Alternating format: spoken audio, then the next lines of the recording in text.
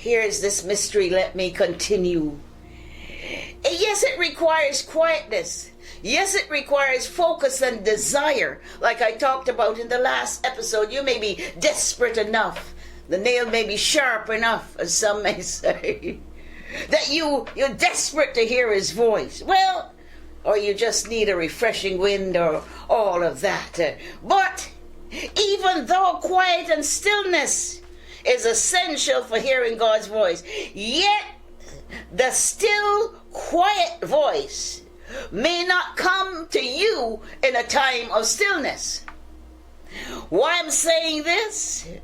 You may hear God's voice in a desperate hour, a time of turmoil, desperation, and even strife, when somebody is fighting, when you can't get any rest.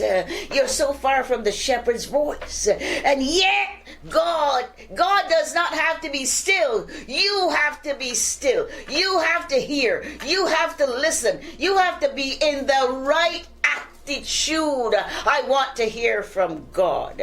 And so God is, guess what?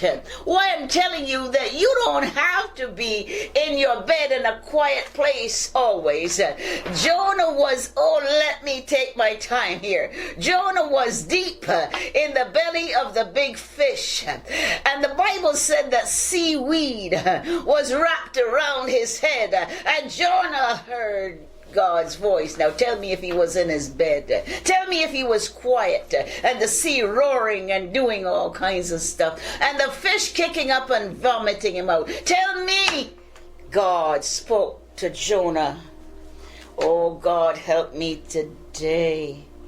The belly of a great fish.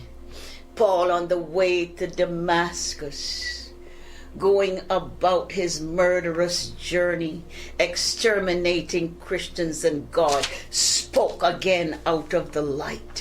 In Ilokashatarabosha, brought him down to size off of his horse. Yes, I hear when I take my word seriously. Brought him down to size.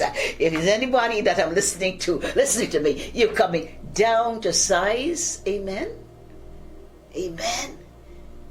Maybe that's that Zacchaeus thing, coming down to size, you know. So, God spoke to the Apostle Paul in Acts 27, sailing under the Isle of Crete, going about his business, shipwreck, and God is speaking in the midst of a terrible storm. God's getting through to him. Paul, you're going to lose the ship, but you're not going to lose any life. God does not have to be still. You have to be still. You have to hear. By Apostle Dr. Eurica Stewart. Can you hear him in the chaos? Comment quiet if you're listening for his voice today.